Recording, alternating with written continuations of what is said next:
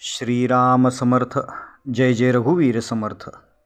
श्री महाराजांकडून नाम घेऊन एक तरुणबाई मनापासून नामस्मरणाला लागल्या.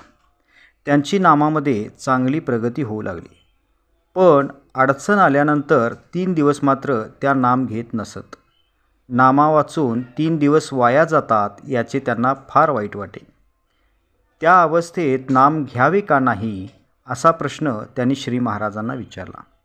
श्री महाराज म्हणाले, माय, त्या अवस्थेत श्वासोच्छ्वास चालतो ना?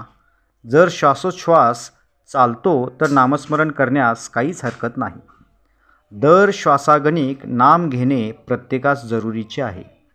जगण्याकरता श्वास घेणे जसे मनुष्यास जरुरीचे आहे, तसेच भगवंताच्या भेटीसाठी प्रत्येक श्वासाबरोबर नाम घेणे अगत्याचे आहे.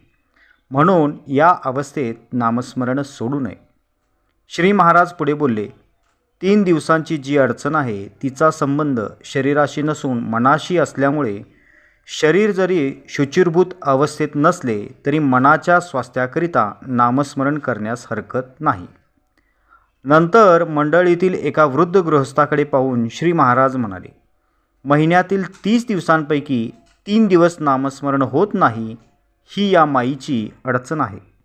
पण आपली अडचण 30 दिवस नामस्मरण होत नाही ही आहे. ही माय केवढी भाग्याची आहे हे लक्षात घेऊन तुम्ही जरूर तिचे अनुकरण करावे. श्रीराम समर्थ. जय जय रघुवीर समर्थ.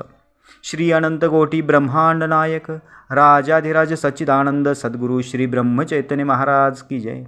श्री ब्रह्मानंद महाराज की जय. जय जय रघुवीर समर्थ. श्रीराम समर्थ.